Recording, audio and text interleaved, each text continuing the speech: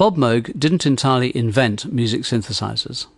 He was, as he often claimed, simply picking ideas off a network of concepts, technologies and thought processes that were prevalent amongst a select group of electronics engineers like Moog, Harold Bode and Don Buchla in the early 1960s.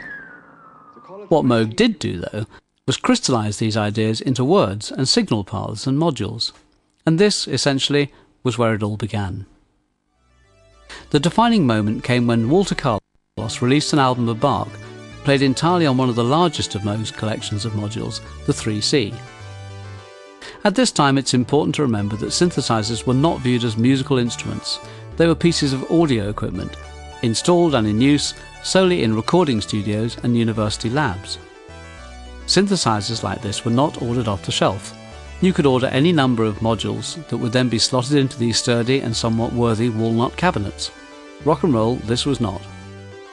The 3C normally arrived in 3 cases, but even this was not compulsory unless you wished to purchase the sequencer, which lets you not only sequence pitches but also tone and contour as well.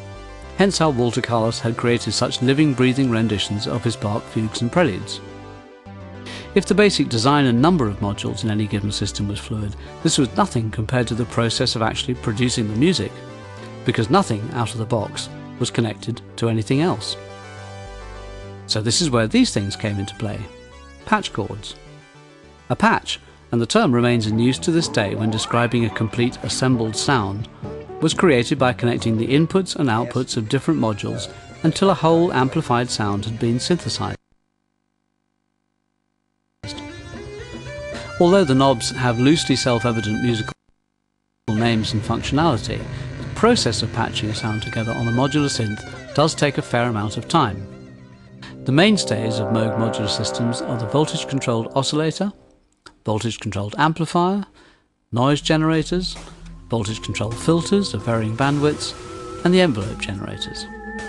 But there was also a huge range of other modules to choose from, including ring modulators, sample and hold generator, filter banks, spring reverb modules, not to forget the myriad controllers that were available, from the keyboard to ribbon controller, portamento switches, even actually a drum controller.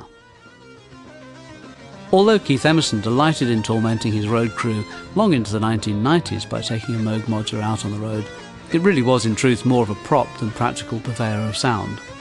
And although the Moog modular became the blueprint for musician-orientated synthesizers like the Mini Moog, few musicians have ever had the opportunity to explore what it would have been like to have this open-ended level of sonic opportunity in front of them.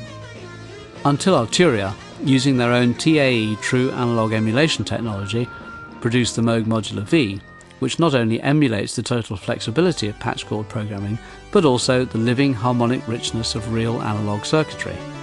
The Modular V arrives with a full complement of 9 VCOs, 3 filter slots, 2 LFOs, 6 envelope generators, VCA, mixers, even the classic Moog sequencer.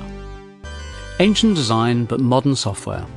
So you also have MIDI control, some 400 presets, polyphony, and 2 new features found in version 2, unison mode and audio input.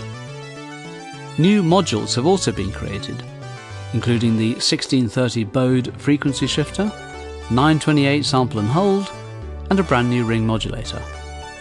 Bob Moog gave his unqualified blessing to the Moog Modular V, saying it added a new dimension to an instrument tradition that had special meaning to so many musicians.